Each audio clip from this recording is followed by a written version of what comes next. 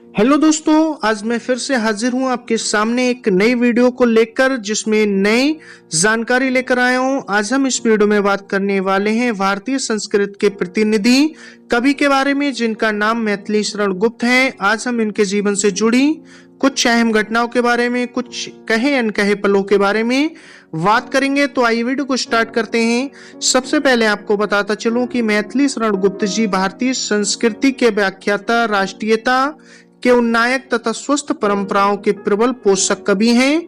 गुप्त जी को 2 बार राज्यसभा का सदस्य बनने का सौभाग्य प्राप्त हुआ।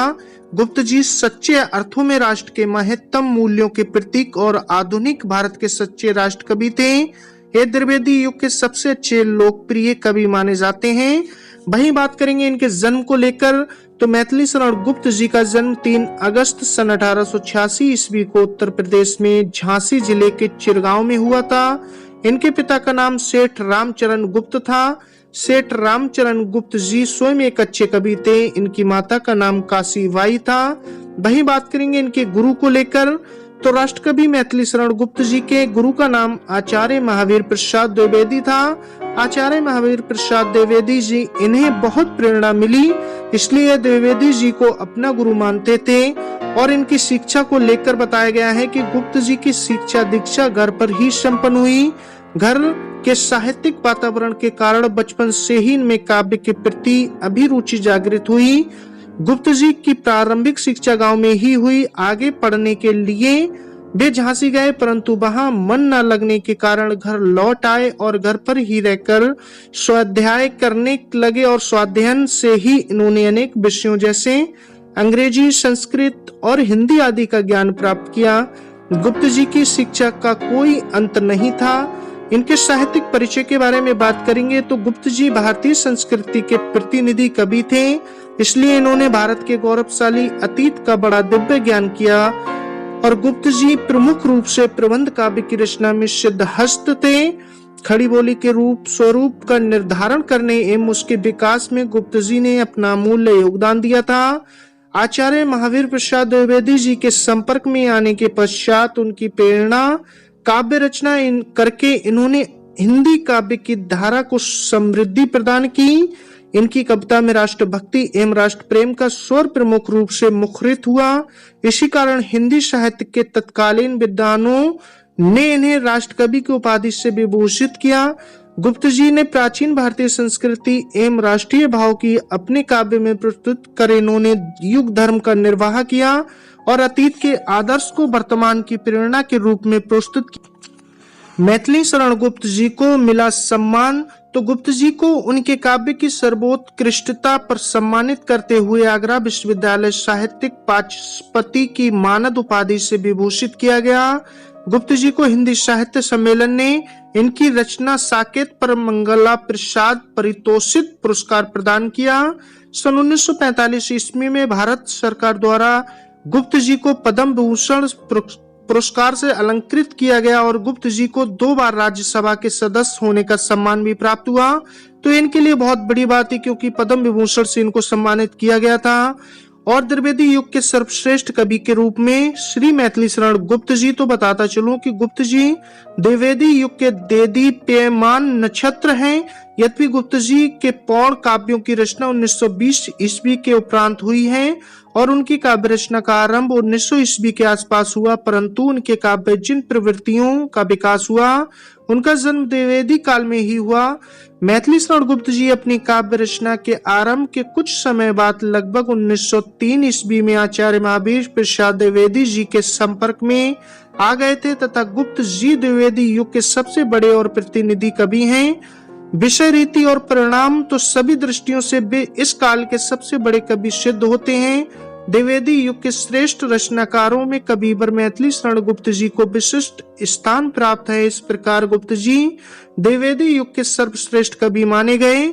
गुप्त जी को राष्ट्र कवि क्यों और किसने कहा, तो बात करेंगे राष्ट्र की आत्मा को वाणी देने के कारण मैथिली शरण गुप्त जी को राष्ट्र कवि कहा जाता है। महात्मा गांधी ने इनकी राष्ट्रीयता की भावना से ओतप्रोत रचनाओं के आधार पर ही इन्हें राष्ट्र कवि की उपाधि से विभूषित किया था।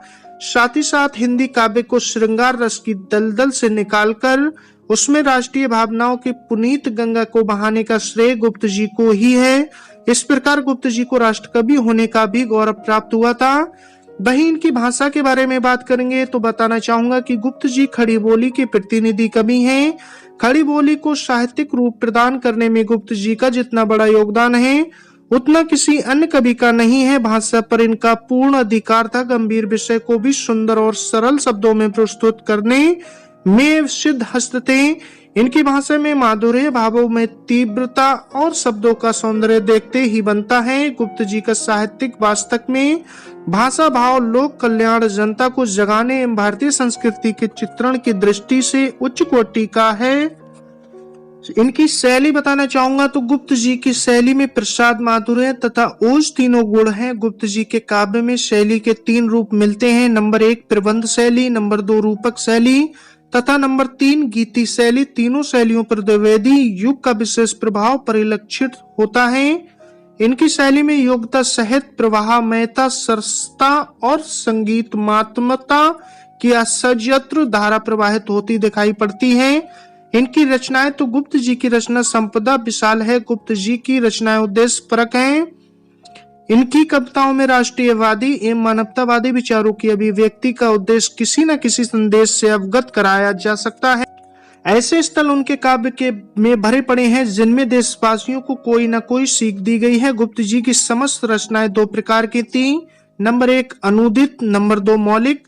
अनुदित रचनाओं के बारे में बात करेंगे तो वीरांगना, मेघनाथ वध, व्रत संहार, स्वप्रभात दत्ता, प्लासी का युद्ध, ब्रहिणी, ब्रंजांगना आदि इनकी अनुदित रचनाएं हैं। वही मौलिक रचना के बारे में बात करेंगे तो साकेत, भारत भारती, यशोधरा, द्रापर, जय भारत, विष्णुप्रिया आदि अपनी मौलिक रचनाएं हैं। इस साहित्य में स्थान तो गुप्त जी सच्चे अर्थों में राष्ट्र के महनीय मूल्यों के प्रतीक और आधुनिक भारत के सच्चे राष्ट्र कवि थे। राष्ट्र की आत्मा को बाणी देने के कारण ये राष्ट्र कवि कहलाए और आधुनिक हिंदी काव्य की धारा के साथ विकास पथ पर चलते हुए युग प्रतिनिधि कवि स्वीकार किए गए। इन्होंने राष्ट्र को जगाया और उसकी चेतना को बाणी दी। गुप्त जी के अंदर राष्ट्रीय चेतना की भावना तथा देशभक्ति बचपन से ही विद्यमान थी। गुप्त जी के हृदय में नारी के प्रति सदैव श्रद्धाभाव रहा। इन्होंने नारी जाति को समाज का अत्यंत महत्वपूर्ण अंग माना है। राष्ट्रकवि मैथिली शरण गुप्त भारतीय संस्कृति के यशस्वी उदाता एवं परम वैष्णव होते हुए भी विश्व बंधुत्व की भावना से ओतप्रोत थे। गुप्त जी की राष्ट्रीयता ऐसी थी जिसमें देश की दुर्दशा पर आंसू नहीं बहाया जाता, हाथ पर हाथ रखकर अकर्मण्य बनकर नहीं बैठा जाता। उनकी चेतना अतीतोन्मुखी है किंतु यह स्वर्णिम अतीत भविष्य को उज्जवल आलोक प्रदान करता है। वहीं बात करेंगे इनकी मृत्यु के बारे में तो 12 दिसंबर सन 1964 ईस्वी को मां भारती का यह महान साधक पंचतत्व में विलीन हो गया। तो दोस्तों ये थी बताऊंगा इनके जीवन से जुड़ी कुछ ऐसी घटनाएं, कुछ ऐसी बातें जो शायद आपको ना पता हो। तो कैसी लगी आपको स्टोरी और मैथिली शरण गुप्त जी के बारे में जानकारी? अगर आप में को इसमें कोई चेंजिंग लगती हो तो हमें कमेंट्स बॉक्स में जरूर लिखकर अपनी राय बताएं।